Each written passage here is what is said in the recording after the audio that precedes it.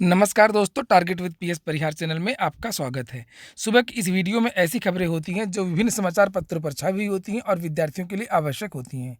तो आइए देखते हैं कि आज के समाचार पत्रों में ऐसी कौन-कौन सी खबरें हैं। आगे बढ़ने से पहले एक बात और, जो नए व्यूअर हैं या नए मित्र हैं जिन्होंने इस चैनल को अभी तक सब्सक्राइब नहीं किया, तो पहले आप लोग सब्सक्राइब कर लें। उसके बाद में ये बेल आइकन है, इसको भी क्लिक कर दें ताकि जब भी किसी भर्ती का कोई अपडेट होगा तो उसका नोटिफिकेशन आपको मिल जाएगा। सबसे पहली खबर है एलटी ग्रेड शिक्षक भर्ती की। जैसा कि आपको मालूम होगा कि लोक सेवा आयोग के जो कर्मचारी हैं, सचिव हैं, लगातार आश्वासन देते हैं, लेकिन रिजल्ट जारी नहीं होता है और अभी भी लोक सेवा आयोग के रिजल्ट जारी करने की कोई मंशा नहीं है। तो विद्यार्थी आज उत्तर प्रदेश लोक सेवा आयोग प्रयागराज में एकत्रित हो रहे हैं और धरना प्रदर्शन करेंगे। उसके बारे में ये सूचना है। लिखा है कि एलटी ग्रेड शिक्षक भर्ती परिणाम जारी करने का वादा कर उत्तर प्रदेश लोक सेवा आयोग यानी यूपीपीएससी की दगाबाजी अभ्यर्थियों को रास नहीं आ रही है। यूपीपीएससी की ओर से दी गई समय सीमा पर भी रिजल्ट जारी नहीं हो सका। ऐसे में अभ्यर्थियों का हुजूम शुक्रवार को यूपीपीएससी पर एकत्रित होगा। गुरुवार को इसकी तैयारी कर एकजुटता का आह्वान किया गया है और यहाँ पर लिखा है कि शुक्रवार को इसके खिलाफ यूपीपीएससी के घेराव की रणनीति बनाकर अभ्यर्थियों ने सोशल मीडिया पर भी समर्थन बटोरा। मैंने भी अपने चैनल के माध्यम से आप लोगों से कई बार कहा है कि ज़्यादा विद्यार्थी एकत्रित नहीं होते हैं, कुछ ही अभ्यर्थी एकत्रित होते हैं। तो अगर रिजल्ट निकलवाना है, परिणाम निकलवाना है, तो सभी विद्यार्थियों को जाना होगा। जो भी प्रयागराज में रहते हैं वो जल्दी से जल्दी पहुंच जाएं। इसमें विद्यार्थियों ने लिखा भी है फेसबुक में कि 15 फरवरी को 11 बजे 2 घंटे के लिए लोक सेवा आयोग पहुंचिए। मोर्चा संयोजक विक्की खान, ये लगातार इन्होंने यहाँ पर लिखा है अपनी फेसबुक पर। और तो इसलिए जितने ज़्यादा विद्यार्थी वहाँ पर एकत्रित होंगे उतना ही दबाव होगा। अन्यथा लोक सेवा आयोग की बहुत ही धीमी कार्यशैली है, बहुत ही उदासीन है रिजल्ट को लेकर के। इसके बाद में जो अगली सूचना है वो है पीसीएस 2016। लिखा है कि पीसीएस 2016 के रिजल्ट पर भी इस माह भी उहापोह। पीसीएस 2016 भर्ती परीक्षा के साक्षात्कार पूरे हुए 21 दिन बीतने के बावजूद रिजल्ट पर अनिश्चितता बरकरार है।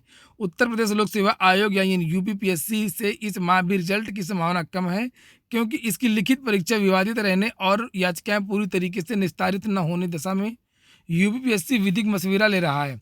हालांकि शीर्ष कोर्ट ने यूपीपीएससी को पहले ही राहत देते हुए भर्ती प्रक्रिया पूरी करने के आदेश दे रखे हैं। तो ये जो है बहुत ही धीमी कार्यशैली इस समय लोक सेवा आयोग की है, एक तरीके से रुक गई है पूरी प्रक्रिया। जबकि इस भर्ती में कहीं भी कोई हाई कोर्ट का इस तरीके का ऑर्डर नहीं है कि भर्ती को रोका जाए या रिजल्ट जारी ना किया जाए। अगर लोक सेवा आयोग चाहता तो पीसीएस 2016 का रिजल्ट भी जारी कर सकता था और एलटी ग्रेड का भी परिणाम अब तक जारी हो जाना चाहिए। इसके बाद में अगली सूचना है, नए पाठ्यक्रम से होगी राष्ट्रीय पात्रता परीक्षा। नेट की जो परीक्षा होती है साल में 2 बार होती है, एक बार जून में होती है और एक बार दिसंबर में होती है। तो अब इसका जो जीएस वाला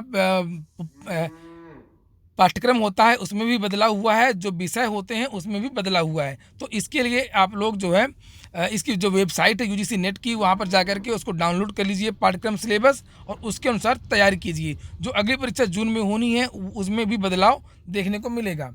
इसमें लिखा है कि विश्वविद्यालय अनुदान आयोग की राष्ट्रीय पात्रता परीक्षा का पाठ्यक्रम बदल दिया गया है। खास बात यह है कि न केवल नेट में शामिल 101 विषयों बल्कि सामान्य जागरूकता के पहले प्रश्न पत्र का पाठ्यक्रम भी बदला गया है, जो सभी विषयों से नेट देने वाले अभ्यर्थियों के लिए अनिवार्य होता है।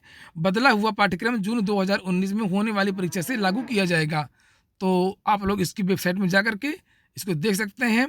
असिस्टेंट प्रोफेसर भर्ती के लिए नेट पास करना अनिवार्य होता है। इसके बाद में 69,000 शिक्षक भर्ती परीक्षा के बारे में भी सूचना है कि विद्यार्थी का जो प्रदर्शन था वो अभी भी जारी है और इन विद्यार्थियों को आरोप है कि पेपर आउट हुआ था और उसके बारे में लगातार 38वें दिन भी धरना प्रदर्शन जारी किए हुए हैं। इसके बाद में अगली सूचना है उत्तर प्रदेश लोक सेवा आयोग की। वहाँ से जो एई का रिजल्ट आया है उसके साक्षात्कार जो है वो 1 मार्च से होंगे। उत्तर प्रदेश लोक सेवा आयोग की ओर से 4 शाखाओं में सहायक अभियंता के 819 पदों पर भर्ती प्रक्रिया पूरी करने के लिए साक्षात्कार 1 मार्च से होंगी। इसकी तारीखें जारी कर अभ्यर्थियों को शामिल करने के लिए अनुक्रमांक भी तय कर दिए गए हैं। हालांकि साक्षात्कार के लिए अभ्यर्थियों को बुलाव पत्र यूपीपीएससी की वेबसाइट पर जल्द ही जारी हो जाएगा। यहाँ पर लिखा हुआ है कि 1 से 29 मार्च तक कुल 17 दिनों में सिविल शाखा के भर्तियों के साक्षात्कार होंगे। 30 मार्च से 3 अप्रैल तक मैकेनिकल व 4 अप्रैल को विद्युत तथा कृषि शाखाओं के अभ्यर्थियों के साक्षात्कार होंगे। परीक्षा नियंत्रक अंजू कटियार ने कहा है कि निर्धारित तारीखों में अभ्यर्थियों को बुलाने के लिए साक्षात्कार बुलाओ पत्र की जो वेबसाइट है uppsc.up.nic.in पर जल्द ही उपलब्ध करा दिए जाएंगे।